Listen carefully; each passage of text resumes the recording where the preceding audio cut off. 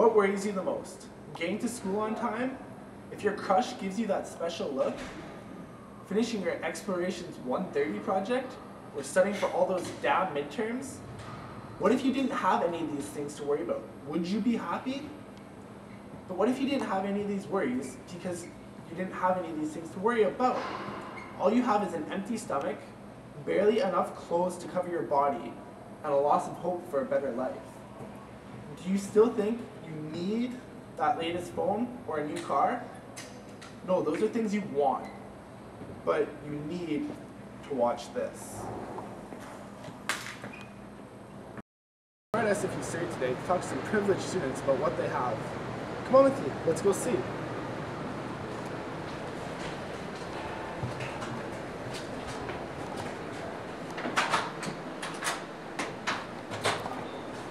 Hey guys, how's it going? Pretty good. Alright. What are you guys up to? Just on YouTube. Just on Facebook. Shopping online. Texting.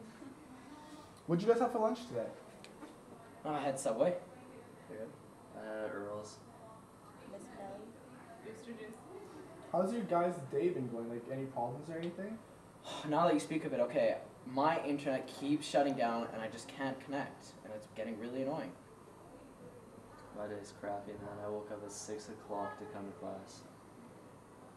I definitely need a new phone. It's been freezing all day. There was so much traffic when I was driving to school. You know what, you guys think you have problems? Let me show you something. You guys need to see this.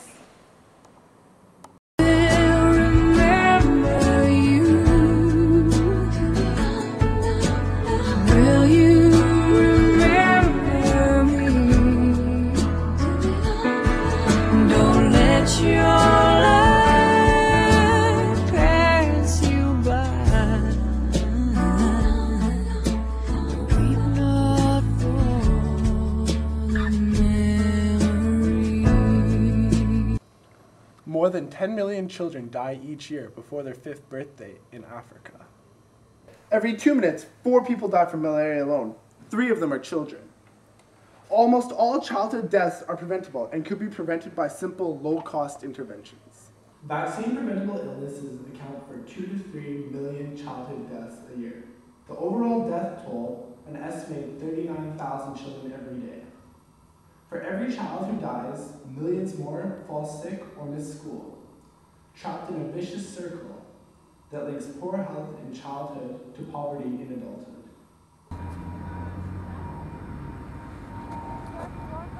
Here we are in India.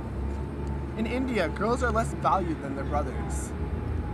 Female mortality rates are higher than male mortality rates through the age of 30.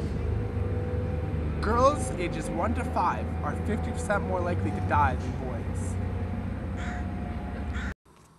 Gender inequality is one of the most powerful brakes on human development. Girls brought to health facilities in more advanced stages of illness, they're taken to less qualified doctors and less money is spent on their health care. 5 mortality rate is more than twice as high for children of illiterate mothers as for children whose mothers have completed middle school. About 1/3 of India's children are under birth weight.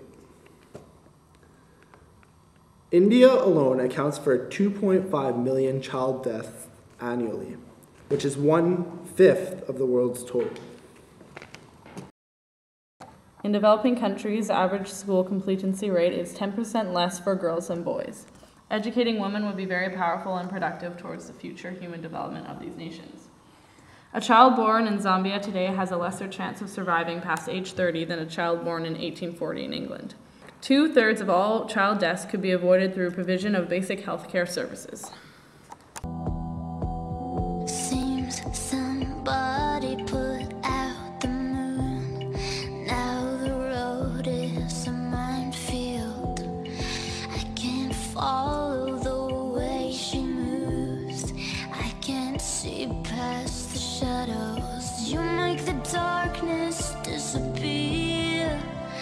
I feel found when you stand near. I know where I am when you are. China has already achieved its target of halving income poverty from 1990 levels. and India seems to be headed in a similar direction.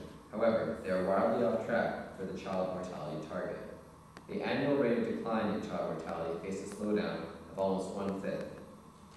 Why is the rate of progress slowed? One views that a slowdown in the decline of child mortality is inevitable.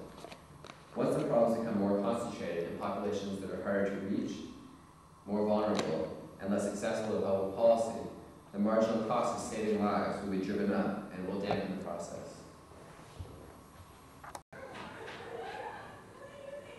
Wow, Holy cow. that was quite an eye-opener. Can't believe they're that poor over there. So poor. We don't have anything that we have. What can we do to help? We must broaden the distribution of the benefits from growth and global integration. Increase public investment in rural areas and services. Political leadership to end poor governance and address the underlying causes of gender inequality. Encouraging science. In 2005, the government of India launched a 1.5 billion National Rural Health Mission, a program targeting some 300,000 villages. Commitments have been made to raise public health spending from 0.9% of national income to 2.3%. Spending on education has also been increased. Programs have been put into place to expand rural infrastructure such as provision of drinking water and roads. What has worked? Increasing budget provision, increasing the accountability of service providers and creating incentives such as free school meals, scholarships, and free textbooks, as well as trying to increase the participation of poor households.